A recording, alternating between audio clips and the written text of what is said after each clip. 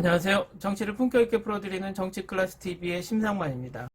오늘은 BTS, 블랙핑크, 오징어 게임 등 K-팝, K-드라마가 통일을 앞당길 수 있을까란 주제로 이야기해 보겠습니다. 작년 12월 초 뉴욕타임즈를 비롯해 미국 언론에서 똑같은 뉴스가 도배된 적이 있습니다. 북한 김정은이 한류를 강하게 탄압하고 경계를 한다는 소식이었습니다. 한류가 얼마나 북한에 영향을 미쳤길래 이렇게 예민하게 굴까요? 지난해의 한류 열풍은 엄청나게 대단했습니다. 오징어 게임은 넷플릭스 역대 최고 히트작이 됐고 지옥도 공개 하루 만에 전세계 컨텐츠 순위 1위에 올랐습니다. BTS의 싱글 버터는 빌보드 메인 차트에서 10주간 1위에 올라 2021년 발표된 곡 중 최장기간 1위 자리를 지켰습니다. 이제 한류가 미치지 않는 곳은 지구상에 거의 없을 정도입니다. 심지어 북한에 부는 한류 열풍도 심상치 않습니다. 북한 당국이 아무리 애를 써도 막지 못하는 듯 보입니다.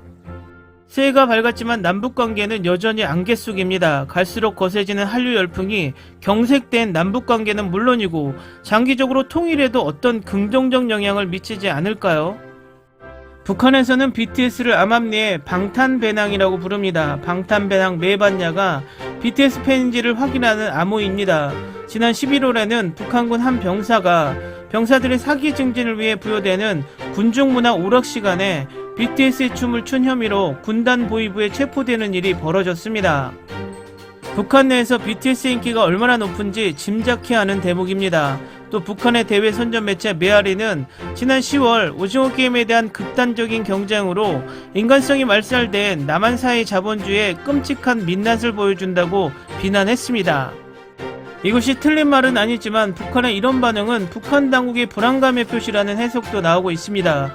미국의 북한 전문 매체 자유아시아 방송에 따르면 지난 11월에는 북한 청진시 소재 고급 중학교 학생 7명이 오징어 게임을 시청하다가 적발되었다라고 방송합니다. 영상을 처음 구입한 학생은 무기징역, 함께 시청한 학생들은 노동교화형 5년, 영상을 판매한 북한 주민은 총살형에 처해졌다고 합니다. 북한에선 목숨을 걸고 한국 드라마를 본다고 해도 과언이 아닌 셈입니다. 북중 접경지역 상인들은 한국 드라마가 없으면 장사가 안 된다고 할 정도로 북한에서는 한국 드라마가 큰 인기를 끌고 있습니다. 본 사람이 너무 많아 처벌할 수 없다라는 말도 있습니다. 한국에서 히트한 드라마나 영화들은 짧게는 반년, 길게는 1년 안에 북중 접견 지역을 통해 북한 내로 밀반입됩니다. 현재 북한에서 한국 노래를 가장 많이 유통시키는 세대는 중학생이라고 합니다. 북한의 중학생들도 우리 못지않게 감당하기가 어려운 모양입니다. 2015년 서울대학교가 2011년 이후 탈북한 주민 600여 명을 대상으로 조사한 자료에 따르면 북한에서 한국의 방송, 영화, 드라마, 노래 등을 경험했다는 응답이 80% 이상이었습니다. 2011년 북한에서 가장 인기 있었던 드라마는 사랑의 불시착이었습니다. 토네이도로 인한 패러글라이딩 사고로 북한에 불시착한 재벌 2세 패션업계 사장 윤세리와 그녀를 숨기고 지키다 사랑하게 되는 장교 리정혁의 비밀 로맨스를 그린 드라마입니다. 재밌는 사실은 요즘 평양에서 가장 핫한 유행어가 네가 장군님이네 라는 것입니다. 윤세리가 한국으로 떠나기 전에 리정혁 중대원들에게 상장을 수여하자 부하 표치수가 네가 장군님이네 라고 말하는 대목에서 나왔습니다. 내가 뭔데 이래라 저래라 하냐라는 뜻입니다. 이 드라마는 국내의 북한 이탈 주민 사이에서도 큰 인기를 얻었습니다. 그들이 태어나고 자란 북한에 대한 고증이 사실적으로 잘 된 데다가 북한에 대한 부정적인 묘사가 거의 없어 부담없이 볼 수 있었기 때문이라고 해석됩니다. 그 당시 기독자유당이 해당 방송을 제작한 PD와 TVN을 국가보안법 위반 혐의로 경찰에 고발하는 등 북한 미화 논란도 있었습니다. 반면 미국 워싱턴 포스트와 포브스는 각각 반드시 봐야 할 국제적 시리즈 추천작과 2019년 최고의 한국 드라마로 선정했습니다. 한류가 북한에 미치는 영향에 대해 생각하기 전에 1989년 무렵으로 돌아가 보면 1989년 폴란드와 헝가리를 시작으로 독일, 불가리아, 체코슬라바키아, 루마니아, 알바니아, 유고슬라비아 등 유럽에서 공산주의가 잇따라 몰락하고 있던 시기입니다. 소위 동유럽 혁명이라 명명된 이 동유럽 공산주의 붕괴와 관련한 여러 분석 가운데 미국 오락산업의 교육적이고 정치적인 힘이 많은 역할을 했다는 주장도 나옵니다.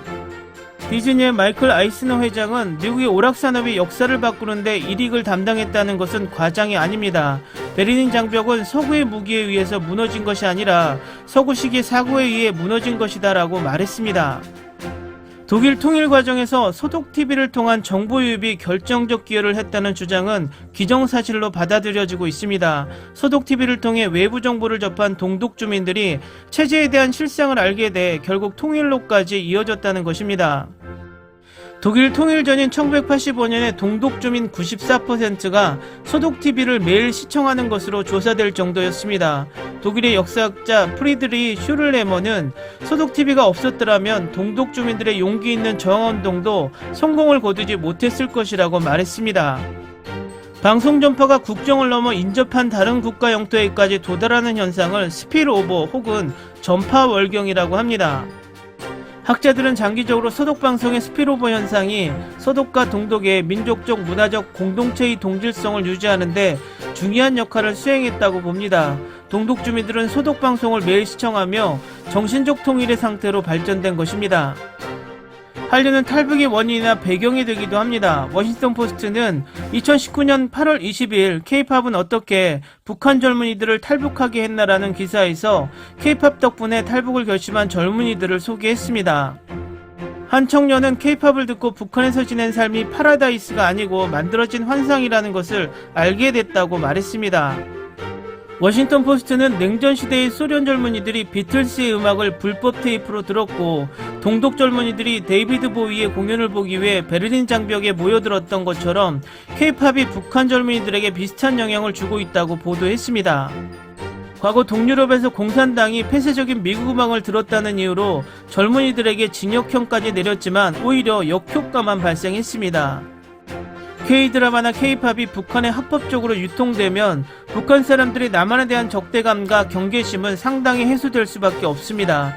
북한 주민들의 남한에 대한 인식 변화는 당연히 통일을 준비할 때 큰 힘이 됩니다. 한류를 잘 활용해 북한 주민들의 마음을 얻고 양측의 문화적 사회적 괴리감을 줄이는 역할을 할 수 있습니다. 물론 북한의 한류 현상을 성급하게 확대 해석하는 것은 금물이지만 한류의 힘은 어떤 강한 무기보다 강합니다. 과거 독일에서 그랬던 것처럼 한류가 양측을 정신적으로 통일시켜 실제로 통일을 크게 앞당기게 되었다고 해석할 수 있는 날이 빨리 오기를 기대합니다. 어쩌면 한류의 영향이 세계 곳곳으로 퍼진다고 우리는 자랑스러워하고 있지만 가장 근본적으로 북한의 영향을 확실히 주는 것이 더 효과적이지 않을까 새해 첫날 생각해 봅니다. 오늘은 여기까지 하겠습니다. 오늘도 생활 속 거리두기 꼭 실천합시다. 당신의 구독과 좋아요는 저에게 큰 힘이 됩니다. 항상 시청해주셔서 고맙습니다.